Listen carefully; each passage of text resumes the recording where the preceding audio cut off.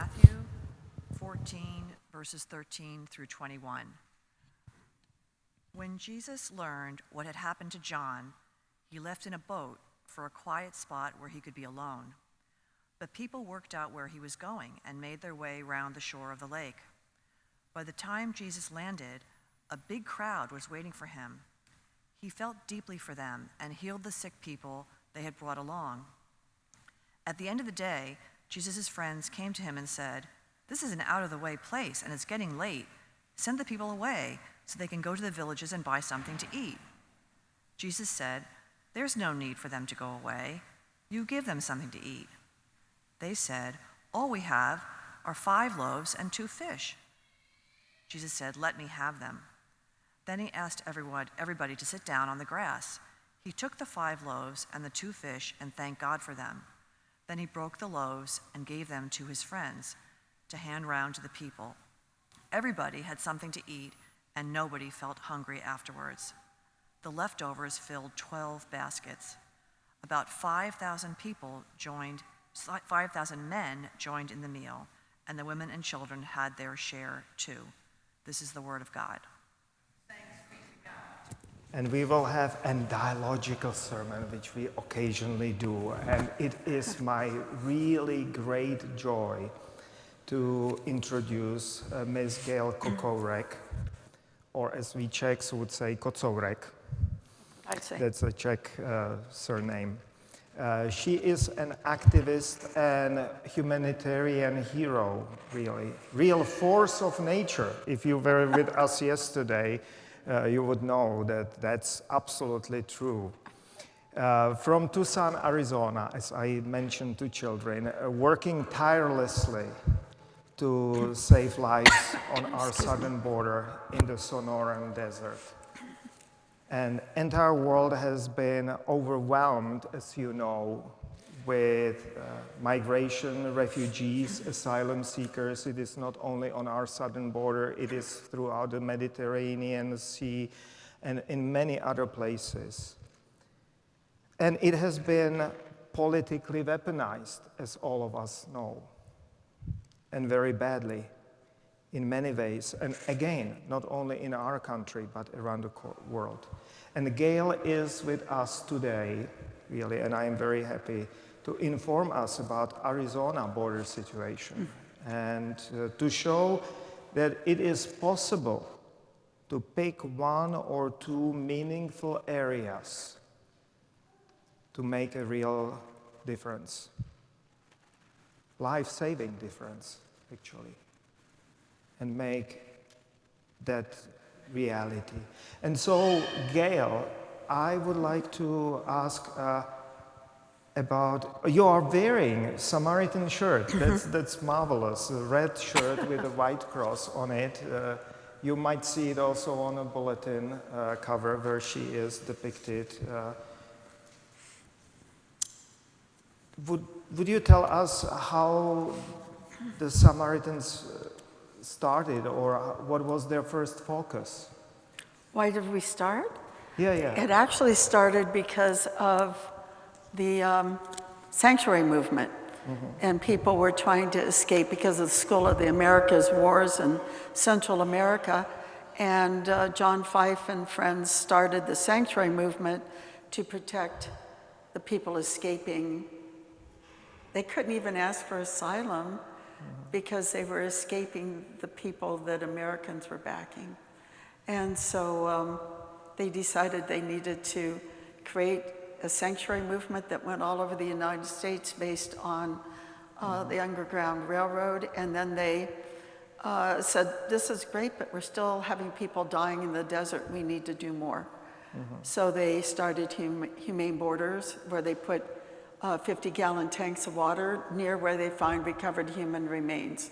But you need a road. So they said, this is great, but what about the people in the mountains? So they started the Samaritans, and we looked for trails that the migrants had created themselves and started leaving water and food along the trails. They said, that's great, but what we really need is somebody in the desert all the time. And that's 2 years later, it started No More Deaths. So you are part of the larger movement, but Right. now you are representing Samaritans, and they Right. are those. And we have here some pictures going on also who are carrying the water. You can see Martina, actually. We I are can see her occasionally working and helping with that. Yeah. When we are away in Arizona, we work there, and there is a classical water drop now on a picture. And why do you have, but you know, if you are in the wilderness, why the red shirt? So they could see us. And I also yell, somos amigos, somos Samaritanos. We are friends, we are Samaritans. And people will come out. They'll come out of hiding and they see the red shirt. They know it's not Border Patrol. They wear green. So it's to draw attention, and it's to know that it's safe. Yeah. And the cross helps with that. And I was also told that it is partly for the Border Patrol as well, that they are not chasing after you. Because it happened, we got with Martina dusted by the helicopter, which was just a few feet above our heads. Yes. Because we did not have red shirts. So Yes. maybe red shirts would It would make a protect us. difference because the helicopters come in and then they tilt and it makes the dirt fly. It's called Yeah. scattering and dusting, and people run, and that kills people because they take off running because they're afraid. And almost happened to you. It's very dangerous. Yeah, the eyes full of dust Yeah. and even sand. It was really unpleasant. So red shirt and Samaritans. Is it really that it is like from that parable of Good Samaritan? Jesus Yes. said, Yeah. like, you know, the one who took care of someone in the Right. desert. It's like you are. Yeah, welcome the stranger, feed Yeah. the stranger. And I like to go back to Matthew 25, Yeah. that what you do for the least, Yeah, you do yeah, for yeah, me. Yeah. That's now the Presbyterian mantra. And it Matthew is for 25. a and lot very of the meaningful. NGOs too. Yeah.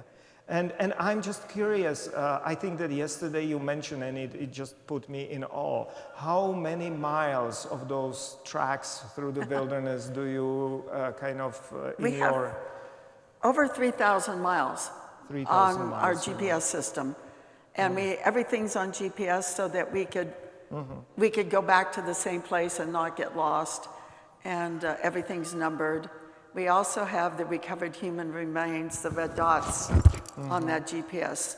So if we see a cross or we see a red dot show up on our GPS, we could find out who and when and why passed away there. the person that passed. We have here a map of southern Arizona, and we will be taking it. It's under the Lord's table. That's a meaningful thing because it's a presence with our communion and feeding and drinking. And we will be taking it also to our coffee hour. So you can see there are like thousands of red dots of those who perished in the wilderness. And it is really heartbreaking. But thank you for sharing with us. And I have just, I also noticed working with you and with other friends that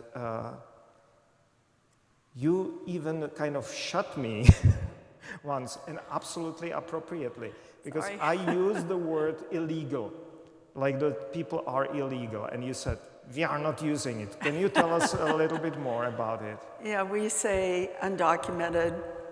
That's most common. There are other things that they say too, and it actually probably came from, if I say his name wrong, Elie Wiesel, the Jewish writer, and he always said nobody is illegal. And I always like that, and we make an effort to say that no one is illegal. You may not be documented in this country, but nobody's illegal. And that brings us back to that reading, because that gospel and parable of the Good Samaritan, because there Jesus is being challenged by a person saying, and who is my neighbor? And I think that this is our modern version of this crazy question, who is our neighbor? Simply, this person next to me is my neighbor. Yeah. And that the same thing is that they are not illegal. Right. They are our neighbors. And asking that question who is my neighbor, or naming people illegal. It's even worse than that. It's yeah. But also, so that we continue, I happen to know, because I occasionally volunteer with you, and thank you for carrying me. You should see some of those rides with Gail. From Tucson to the border, it is like 70 miles, and she is driving like normally would people say like a devil, but no, like an angel. A bat out of hell. Protected with a halo, so. And really riding out.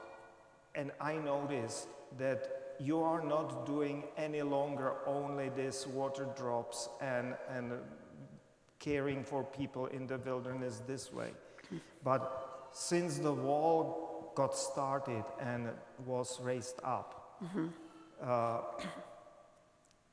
you started to care for asylum seekers who are just not crossing the desert. They are just going around around the wall and waiting for a border patrol. Can you tell us what you do there, or? We meet so many people.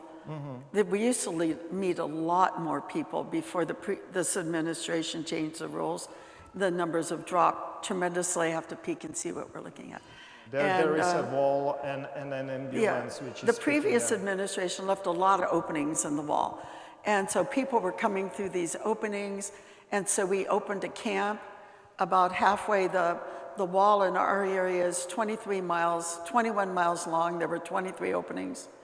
And about halfway, we built a camp to welcome people and to feed them. And Border Patrol would come there to pick up the people. Well, now during this administration, they've closed all those openings, and now they come around the end of the wall.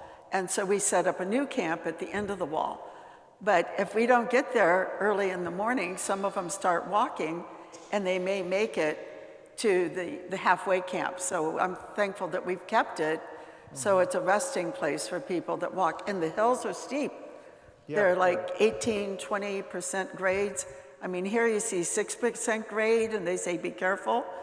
There, they're 18 and more, and it's incredibly steep. Yeah, when Gail is riding us in the all-terrain vehicle, and I'm sitting on the back seat, I'm holding on everything, because it is really, it's like Toyota 4Runners you have, and, it is so steep that I'm worried that the back of the car will start overtaking the front. How steep it is, really. And there's a picture of the Midway camp with Border Patrol and the construction. So construction has been going on while we're doing all of this. Yeah, and so you now have 2 camps. That's good, because you cannot imagine even half days spent without support in the desert. If you don't know what you are doing, and many of the migrants don't know. They don't know. It's almost lethal. You need about 4 gallons a day. There's 4 gallons. That's about 32 pounds. You cannot carry enough to get across the desert. Yeah. It'll be a really young man in good shape could probably do it in 2.5 days. Most people are going to take over a week. You cannot carry that much water. It's impossible. Yeah.